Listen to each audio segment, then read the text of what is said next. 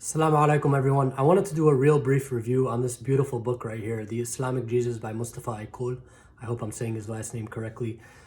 This book right here is really profound because it not only helps the reader understand Nabi Isa, Prophet Jesus alayhi salam, from an Islamic perspective, but also helps us understand how Prophet Jesus alayhi salam serves as a connective thread between the monotheistic faiths, how one singular community that began with the Jewish community and continued through the Christian and into the Muslim Ummah is connected through Jesus alayhi salam. I can explain that through one passage on page 86 that reads as such. Unless one had a sense of historical Jesus, one would rather think that Jesus was sent to the Christians.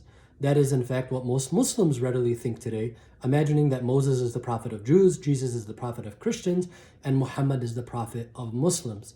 So what we grow to understand throughout this book is that, while I already knew that prior to reading this book that Jesus was a Palestinian Jew, but what this book helps illuminate is that Jesus, in fact, was sent to the Jewish community, and from the Jewish community was born a group that believed that there was the coming of a Messiah after Moses. So after Moses already came and the Jews knew that Moses was a messenger of God, there was a group among that Jewish ummah that believed that another prophet was coming.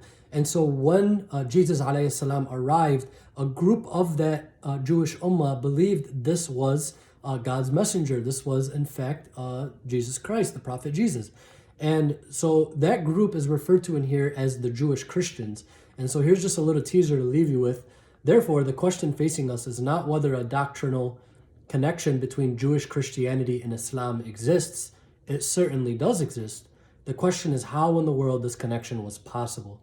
What you will definitely, unequivocally gain from this book is an appreciation for the amount of research and due diligence and objectivity that the author assumes and takes on. He does this in a highly responsible fashion, citing his sources, citing numerous other authors who really had no incentive, theologists with no incentive other than to try to discover and report the truth.